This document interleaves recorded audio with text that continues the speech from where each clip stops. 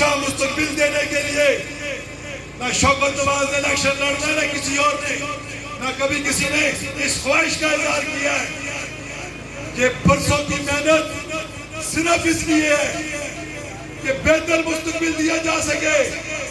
اسرائیل میں بجلی خامخواہ نہیں مل گئی، یہ سستا آٹا ویسے نہیں مل گیا۔ آج آپ جب عوام کھڑی ہوتی ہے تو یہ قرآن کو حوالے سے اسلام آباد ویسے نہیں بات جاتے، یہ فوجی لمبے بوٹ خود مذاکرات کرنے کے لیے ایسے نہیں آتے۔ 70 سالوں سے جس عوام کو پیڑ بکریوں کی طرح رکھا ہوتا وہ عوام اب کھڑی ہوگی ہے، ہم سب بننے کے لیے تیار ہیں، لیکن اب ان کا ظلم نہیں سہیں گے۔ آپ میں سے کوئی سہے گا ان کا ظلم؟ کوئی ہے؟ صرف ایک بات، شوکت نواز کچھ دیر میں یہاں پر پہنچے گا۔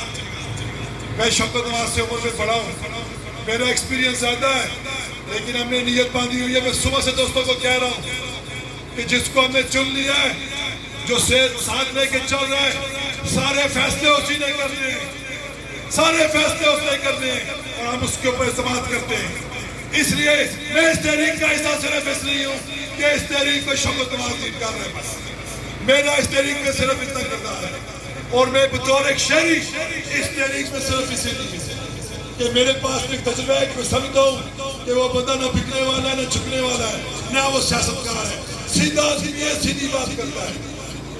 میں یہاں سے مائک ان کو دوں گا، تسلی سے بیٹھے، تسلی سے بیٹھے۔ آپ کا یہاں پہ ایک ایک بندے کا یہاں پہ کھڑا ہوا ہے، یہ بات نہیں ہے کہ یہاں پہ میں نے مائک پکڑا ہوا ہے، میں کوئی بہت اہم آدمی نہیں۔